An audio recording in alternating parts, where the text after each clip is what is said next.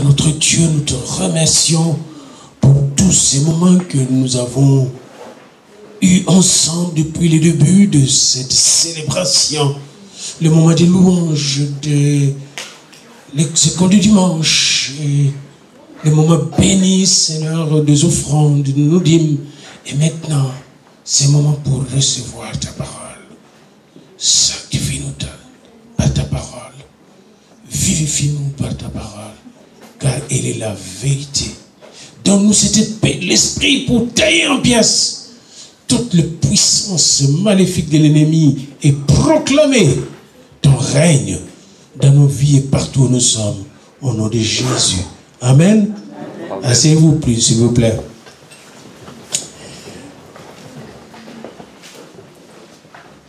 Bien-aimés dans le Seigneur, les textes clés pour les 4 dimanches qui vont suivre se trouvent dans Exode 39, 34 à 38.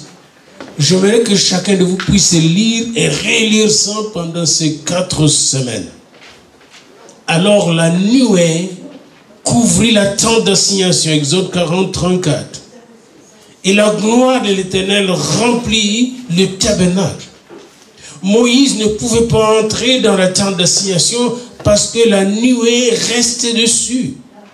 Et que la gloire de l'Éternel remplissait les tabernacles. Voyez-vous, la gloire dans les tabernacles, la nuée sur les tabernacles.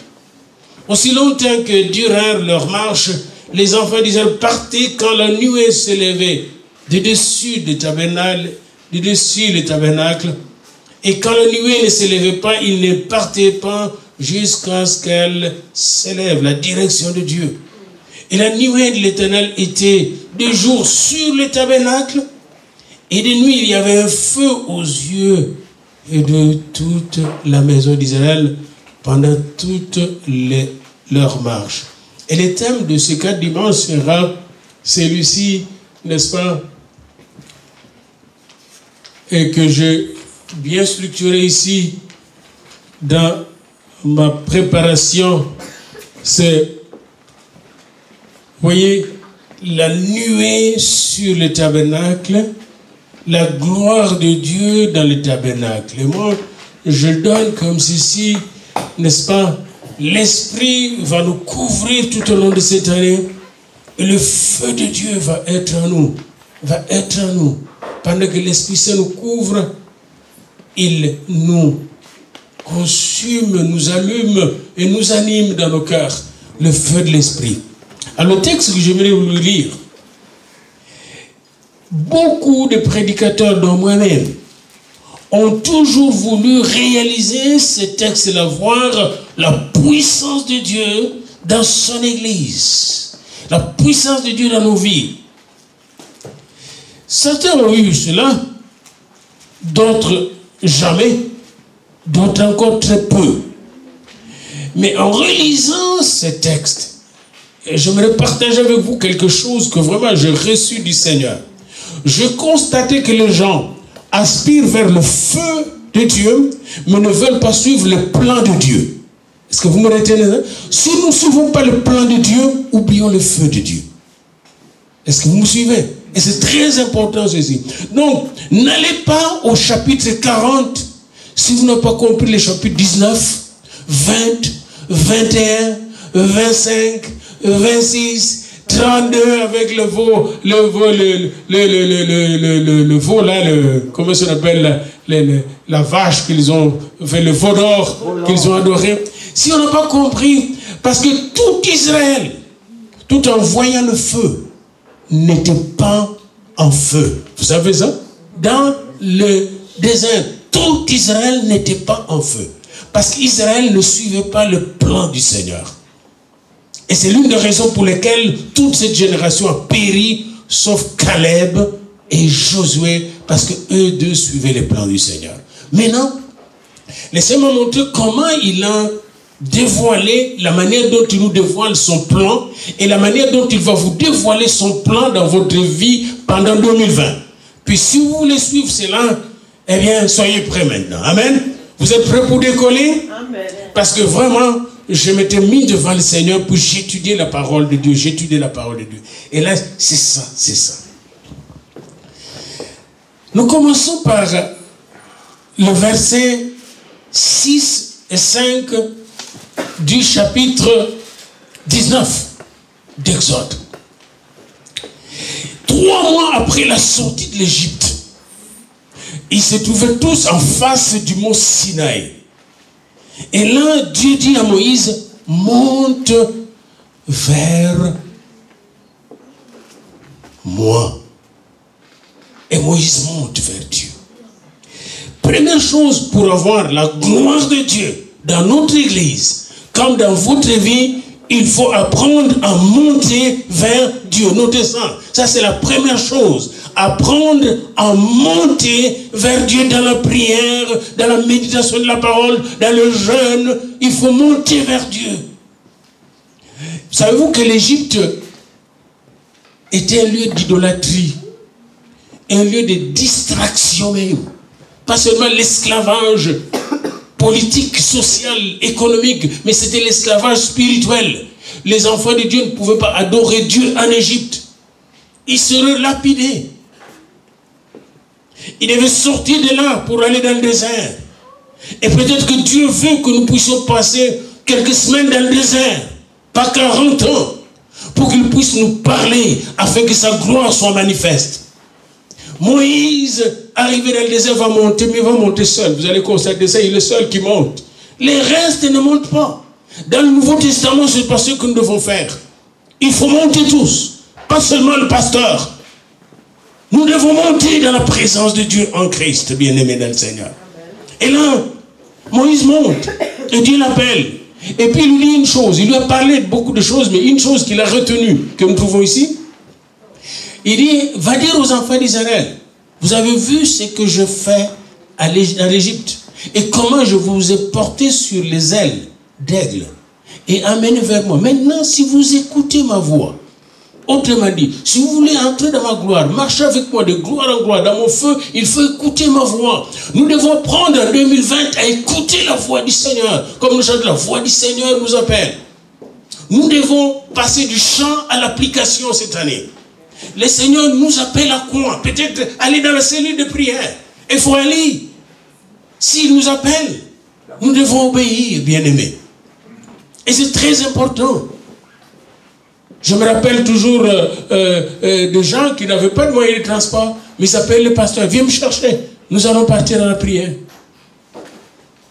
Le Seigneur dit, si vous écoutez ma voix, et si vous gardez mon alliance, nous avons une alliance, nous aussi, l'alliance en Jésus-Christ. Eux devaient garder l'alliance avec le sang, avec Moïse, l'alliance pascale, la Pâque, était une alliance en Égypte déjà.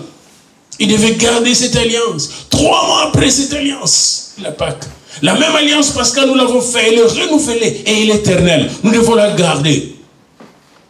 On n'entre pas dans le feu de l'éternel tant si on ne connaît pas vraiment un peuple de l'alliance qui est allié avec le Seigneur. Et ça continue. Si vous gardez mon alliance, vous m'appartiendrez entre tous les peuples. Est-ce que vous réalisez qu'Israël devait appartenir à Dieu, il devait être propriétaire de Dieu? Pour entrer dans la gloire de Dieu, le feu que vous avez vu au chapitre 40, comme le feu que nous retrouvons au chapitre 2, les langues de feu, au chapitre 2 des actes, nous devons réaliser que nous sommes la propriété de Dieu. Savez-vous ça? Nous appartenons à Dieu. Nos affaires appartiennent à Dieu.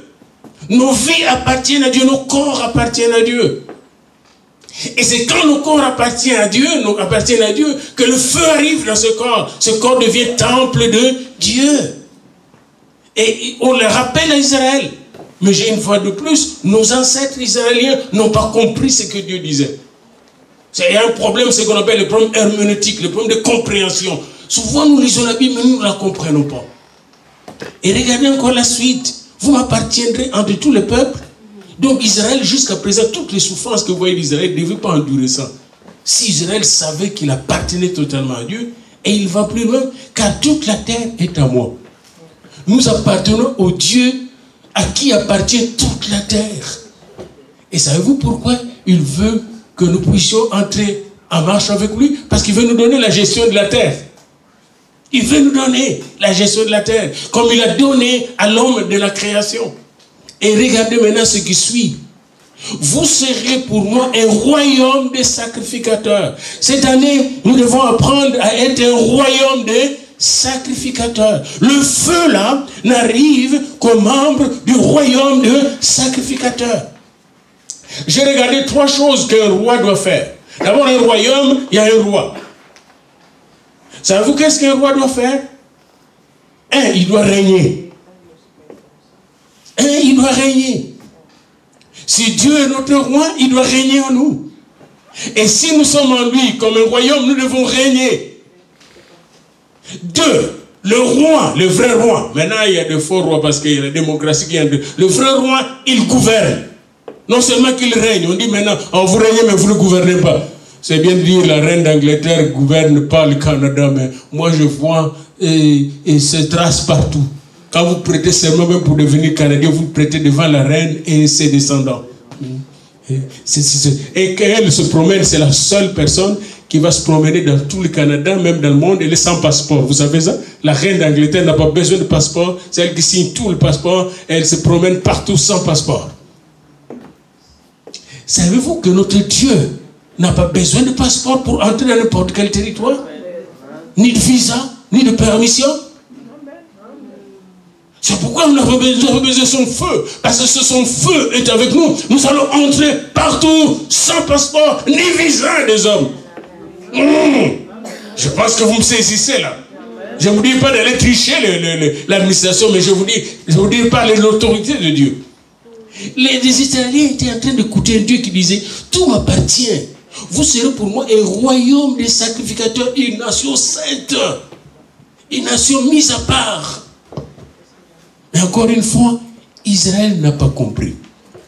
Donc, pour comprendre cela, Moïse est monté.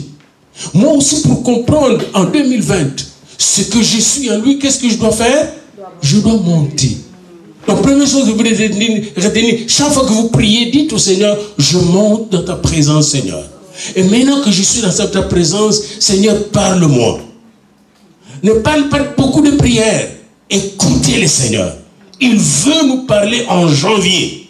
Pour qu'on sache que faire que je sois dans cette église-là. Nous devons cesser de tourner en rond. Pour avancer de gloire en gloire, bien-aimés. Il y a quelque part, nous tournons en rond même dans l'église. Je peux sentir cela.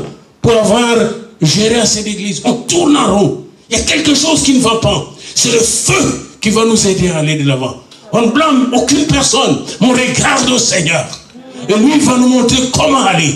Amen. Amen. Yes. Parce que c'est son plan. Alors le chapitre 19 que nous venons de lire là est très important. Et le terme que vous devez retenir, c'est monter.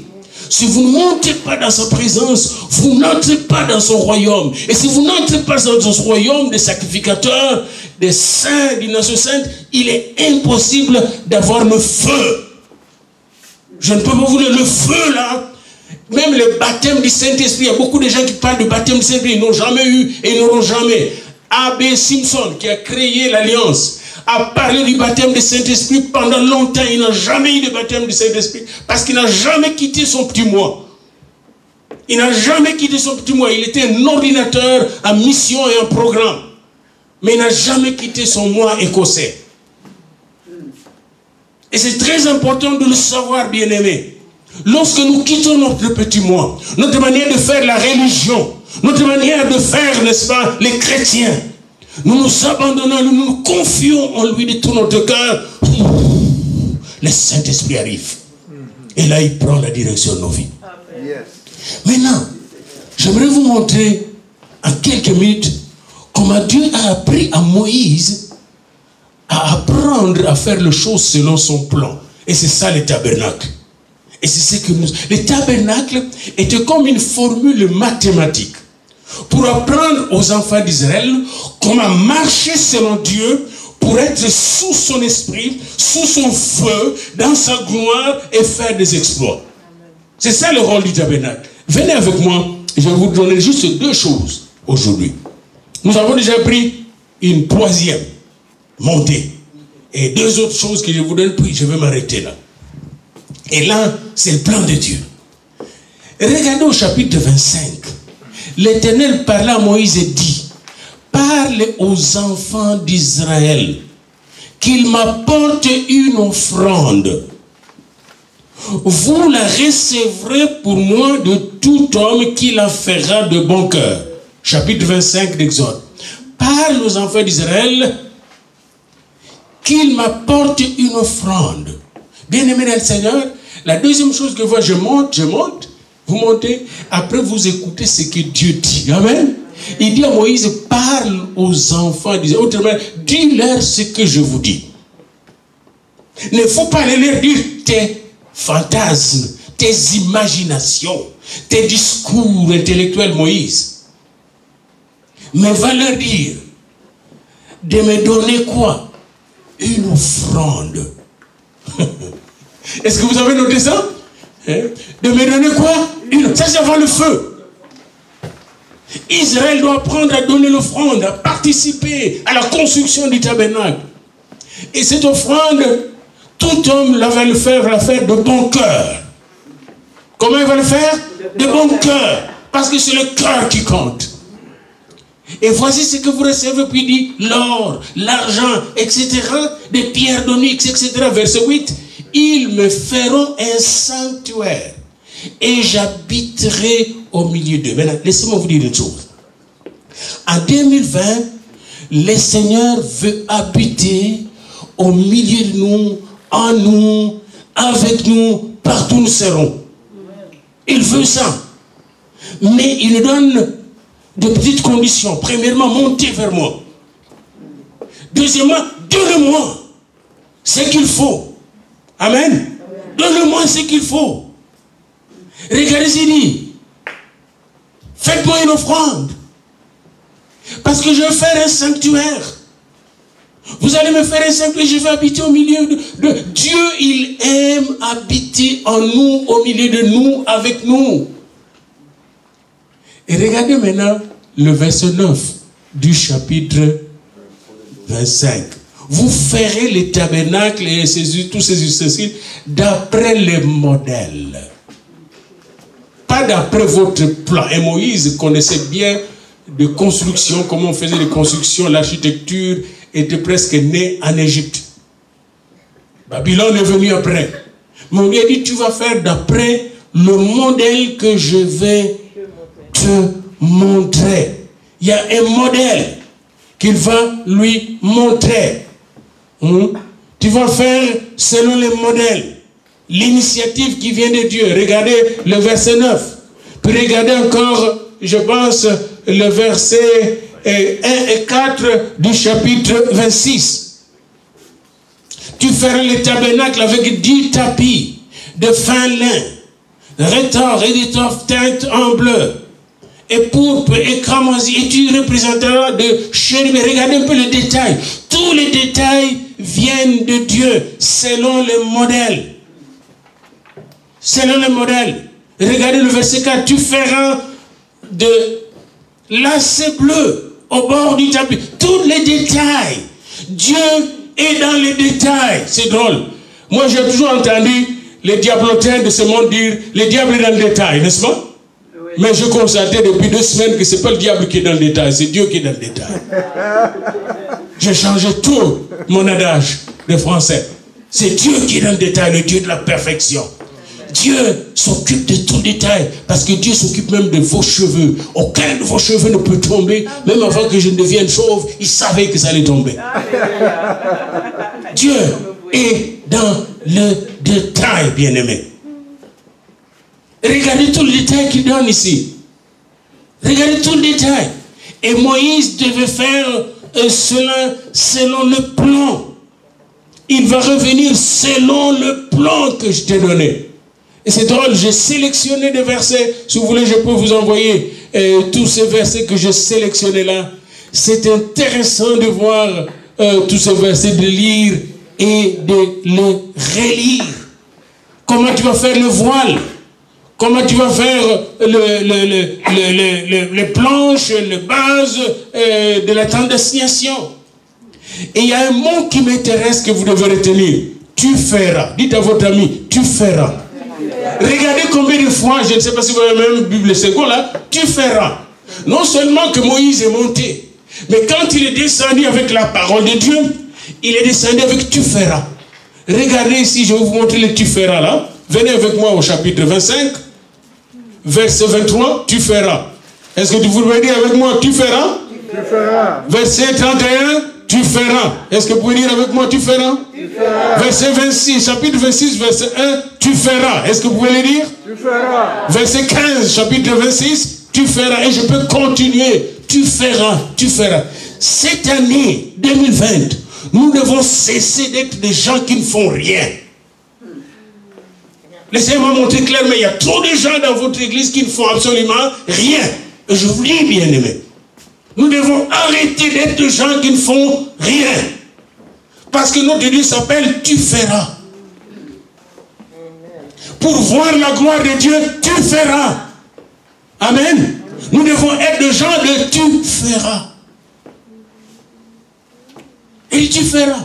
Je suis content quand les mamans disent on va mettre les rideaux, on va mettre les voilà. Tu feras, il faut faire. Mais maintenant, chaque matin, il faut le mettre. Tu feras. Tu feras, ça c'est l'action. Et un chrétien qui est en action est en mission. Un chrétien qui n'est pas en action a démissionné. C'est démissionnaire. Dites à votre ami, tu feras. Tu feras. Ces gens-là, s'ils n'avaient rien fait, il n'y aurait pas de tabernacle. Vous allez voir, quand vous allez lire le chapitre 25, chapitre 26, chapitre 27, jusqu'à 30, vous allez voir, tu feras combien de fois ça vient. Souligner, c'est là, moi je souligne dans ma Bible. Le tu feras, ça pleut, même au chapitre 28, encore 39, je le prends comme ça, 31, tu feras la tunique. La tunique d'Aaron, il faut la faire. Et il y a des gens qui ont donné des étoffes pour faire cette tunique. Et c'est très très important, bien aimé, de savoir cela. Tu feras, dites encore de ton ami, tu feras, dites encore, il n'a pas bien entendu. Encore et encore, tu feras. Tu feras. Ah mon Dieu, gloire à Dieu. Alléluia. Alléluia. Alléluia. J'aimerais aujourd'hui que vous puissiez retenir deux choses ou trois. Premièrement, cette année, le Seigneur nous dit quoi? Monte vers moi. Amen.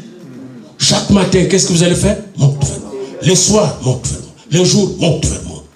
Monte. Monte. Pour recevoir le feu, il faut monter dans sa présence. Et j'aimerais vous dire où vous allez monter. Allez dans Apocalypse 4. Vous allez voir l'autel de Dieu. Les trônes de Dieu là, Apocalypse 4. Quand vous montez dans votre prière, vous êtes devant ce trône. On vous accueille par les 4 êtres vivants, les 24 veillards et des milliards d'anges. Au chapitre 5, l'agneau immolé est là. Quel que soit votre problème, montez. Amen. Amen. Première chose qu'il faut faire quoi? Monter. Je suis en train de récapituler là, je vais chuter là. On va terminer là. La première chose que Moïse a faite, c'est de quoi? Monter. Monter. Alors que le buisson ardent, Dieu est descendu. Maintenant, il demande à Moïse de monter. Alléluia. Hein? Dieu est déjà descendu en vous. Vous l'avez déjà reçu comme votre sauveur personnel. Maintenant, il vous demande de monter. Montez de niveau. Montez de niveau. Montez de votre manière de penser. Montez votre manière même de donner. Montez dans votre manière de comprendre Dieu. Montez dans vos relations entre vous. Créez de nouvelles cellules de prière. Montez. Soyez créatifs. Comme Monique était créative dans sa gymnastique. Soyons créatifs. Téléphonez votre frère. Il y a le FaceTime. FaceTimez-vous et priez ensemble. Et le WhatsApp. Nous ne sommes plus à 1900, je ne sais quoi, 1910. Vous pouvez prier maintenant par WhatsApp, par FaceTime, par Instagram. Tout en restant dans votre maison, même s'il fait froid. Qu'est-ce qui vous empêche de prier au FaceTime? D'avoir une réunion de prière au FaceTime. Les jeunes gens, vous avez tous les moyens technologiques à votre disposition pour monter dans la présence de Dieu. Cette année 2020, c'est l'année de la montée. Amen. Dites à votre ami, c'est l'année de la montée. On va monter dans la présence de Dieu. On va monter dans la présence de Dieu. Ça, c'est la première chose. Deuxièmement, on va écouter la parole qu'il va nous dire. Amen. Qu'est-ce qu'on va faire? On va écouter la parole. Je suis en train de chuter là. On va écouter cette parole. Et nous savons qu'une parole nous fait un royaume de sacrificateurs. Il nous fait une nation sainte. Nous verrons ça dans la suite. Il nous fait un feu pour lui et avec lui. Amen. Et puis, troisième chose cette année, on va faire deux choses. On va faire ce qu'il va nous dire. Amen. Savez-vous, et je termine par là, dans le tu feras. Donc, je peux vous donner juste trois choses aujourd'hui. Monter, écouter la parole et faire ce que Dieu dira. Et je termine par une illustration. Dans Jean 2. Dans Jean 2, vous trouvez Marie. Marie est dans une fête avec son fils Jésus et quelques disciples, de nouveaux disciples. Et dans cette fête, Marie constate, on vient nous dire qu'il manque de vin. Puis Marie trouve Jésus et dit à son fils, faites quelque chose. Je t'ai déjà vu faire des miracles en cachette, là, faites quelque chose. Puis Jésus dit, femme, qu'y a-t-il entre toi et moi? Ne viens pas me commander selon la chair. Puis qu'est-ce que Marie dit? Marie dit à ces gens-là, faites ce qu'il vous dira. Tu feras. Amen. Tu feras. Et dit, quelle que soit sa réponse, faites tout simplement ce qu'il vous dira. Bien-aimés dans le Seigneur, j'aimerais vous défier cette année. Si vous faites tout simplement ce que Jésus, ce que le Saint-Esprit, ce que le Père va vous dire, vous verrez la gloire de Dieu. Amen. Faites tout simplement ce qu'il vous dira. Là où manque le vin, vous aurez le vin. Là où manque la bénédiction, vous aurez la bénédiction. Là où manque le feu du Saint-Esprit, vous allez recevoir. Là où manque les signes et les miracles, faites ce qu'il vous dira. Au nom de Jésus. Et le peuple dit Amen. Et le peuple dit Amen. Levez-vous maintenant et chantons ensemble. Amen. Amen. Amen. Amen. Montez dans le Seigneur. Montez en Jésus. Montez, montez. Amen. Amen.